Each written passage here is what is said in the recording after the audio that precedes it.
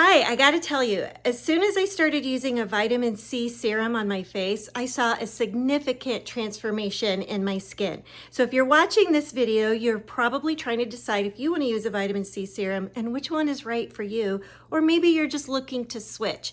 So I'd like to tell you about this one. I received it as a gift from the company so that I could try it and then tell you all about it. So I want to tell you about the ingredients. It not only does it have the vitamin C and stem cells, but it also has hyaluronic acid, vitamin E, and aloe vera.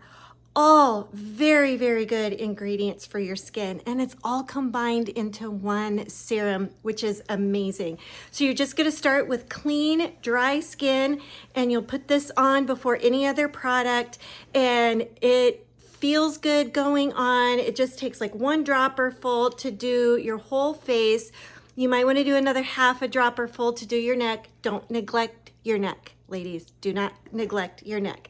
So so this one is a really good one. So if you're looking for to start a vitamin C serum, or if you're looking for a new vitamin C serum, I would like you to consider this one. It's a good one.